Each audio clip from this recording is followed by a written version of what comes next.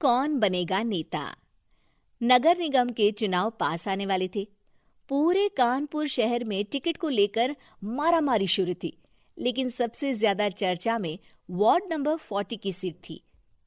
वो इसलिए क्योंकि इस बार वहां की सीट महिला के लिए आरक्षित थी। अब सवाल ये था कि चुनाव लड़ेगा कौन। इससे पहले ठाकुर साहब वहां से पार्षद थे और इस बार उन्होंने अपनी पत्नी सीमा ठाकुर को टिकट दिलवाई और ठाकुर साहब की शान के कारण सीमा जी ने 20,000 वोटों से चुनाव जीत लिया। अरे बधाई हो सीमा भाभी, अब तो आप वार्ड की पार्षद बन गई हैं। अब तो हमारे काम आप ही करवाएंगी। अरे ये तो सिर्फ नाम की पार्षद बनी है, वो तो महिला सीट आ गई, वरना पार्षद तो मुझे ही बनना था। अब भले ही चेहरा इसका होगा, लेकिन पावर तो मेरी ही होगी। अरे वाह भाई साहब, क्या दिमाग लगाया है आपने भी। आइए आप लोग, खाना लगा दिया है सबके लिए। सीमा जी पार्षद बन चुकी थीं, फिर भी उनकी एक ना चलती। सारे काम ठाकुर साहब खुद ही संभाल लेते और जहां जरूरत पड़ती वहां सीमा जी का अंगूठा लगवा लेते। सीमा जी ज्यादा पढ़ी लिखी भी नहीं थी। एक दिन ठाकुर साहब और सीमा एक प्रोग्राम में जाते हैं।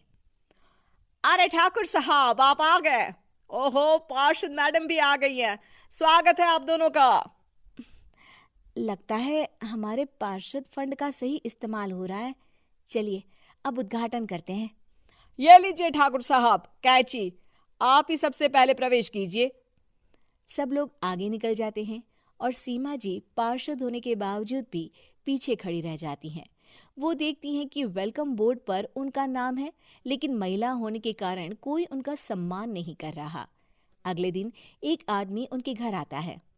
अरे ठाकुर साहब नमस्कार। कल ना हम नोटिस किए कि हमारा घर तो अवैध है और नगर निगम वाले उसे तोड़ने आ रहे हैं। अरे कुछ कीजिए ना ठाकुर साहब। देखो भाई, मैं तो ज्यादा कुछ कर नहीं सकता, पर अगर तुम सबकी जेब गर्म कर दो तो कुछ हो सकता है। कुल मिलाकर 4 लाख लगेंगे। अरे 4 लाख ठाकुर साहब?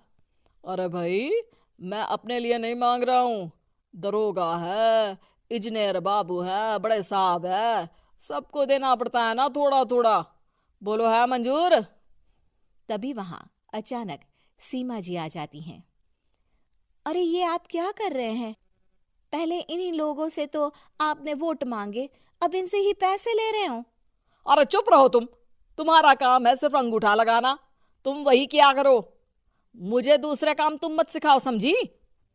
और तुम ना जाओ, अब पैसे लेकर आओ, वरना जेसीबी किसी भी वक्त आती होगी। सब कुछ ऐसे ही चलते रहता है। एक दिन सीमा जी और ठाकुर साहब को एक लोकल मीटिंग में बुलाया जाता है। वहां पर कई और अधिकारी लोग भी मौजूद रहते हैं। अब मैं चाहूंगा कि ठाकुर साहब हमारे बीच 2 शब्द कहें।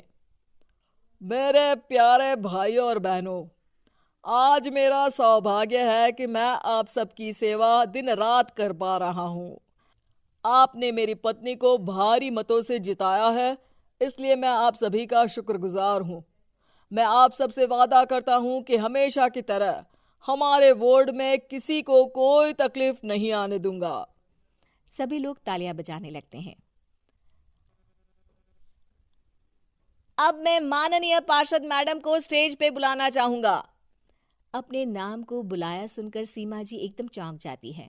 उन्हें बिल्कुल उम्मीद नहीं थी कि इतनी बड़ी जगह उन्हें मंच पर बुलाया जाएगा।